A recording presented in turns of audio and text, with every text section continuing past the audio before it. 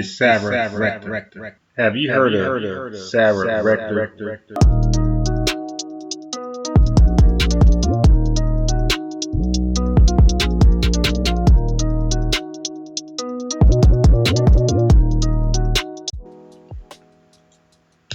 Listen, let me ask you a question. Who was Sarah Rector? You ever heard of that name before?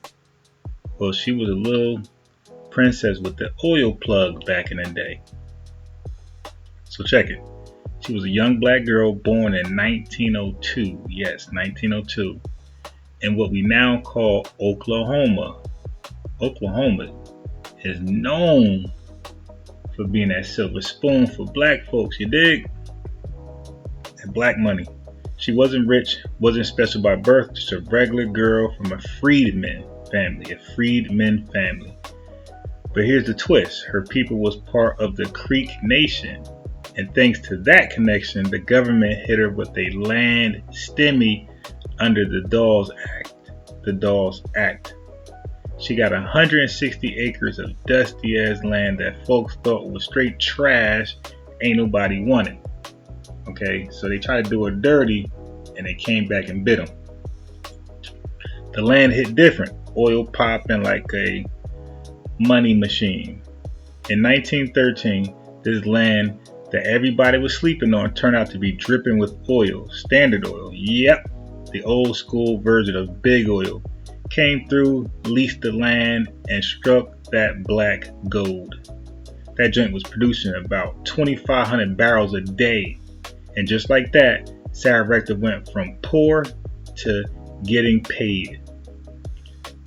No cap. By the time she was 11, she was stacking $300 a day, which today is like $9,000 a day.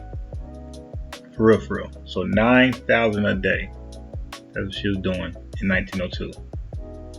So they was calling her the richest colored girl in the world. All right. What white folks do? White folks became Karens and Kens, and they started looking in, peeking out the window. Now you already know when a black girl getting money like that in 1913, Massa's cousins and the Karens and Kens gonna pull up real quick. The state was like, oh, she too young, too black to hold this kind of paper, so they put her under a white guardian, trying to manage her bag. Some really shady stuff was going on, as you can imagine. But check it. Even the media was confused. They tried to call her white on paper just to explain how she could possibly be rich, so they had to make her white, because they couldn't explain why a colored girl at that time would be so rich. But Booker T. Washington and other real ones stepped up, like, nah, y'all ain't about to finesse shorty. You dig? Her inheritance is her inheritance. But anyway, she blew up really big. When she got older, Sarah started moving like a mogul. She bought a whole mansion in Kansas City, owned cars, stocks, and had servants. Ran her own businesses like a boarding house and a bakery. She got married, had 3 kids, and did her thing on the low for years. Now I'm not sure if she married black or white. Don't know. But she was living like Rihanna back in her day in the early 1900s. But without the music, but with all the money moves. Okay, so now here is the part that you might want to know. Where did the money go? How did she fall off? Alright, now brace yourself, because it's going to be one of those stories. Over the decades, her wealth started slipping. Some of the land got sold off. Her businesses slowed down. The oil production wasn't forever. And the white guardians, the ones that were signed over her, probably skimmed off the top like execs do, all the time when they're doing somebody dirty. She passed away in 1967, so she did experience the civil rights movement and the achievements. And by then, when she passed away, she wasn't broke, but she wasn't balling either. She was fair, middle class. So the question now is, did her kids get the bag? Well, she did have kids, but the paper trail after her death gets hella murky. Check it out. There is no public receipts showing her kids or grandkids inherited that oil money. If any of her descendants got that wealth, they ain't in the spotlight or repping it out loud. So, I don't know. It's looking shady, baby. No foundations, no family oil trust, no flex online like the Rockefellers or the Hiltons. Nothing like that. Okay? It's like the legacy just vanished in smoke, like too many black success stories where the system set the trap and let time swallow it.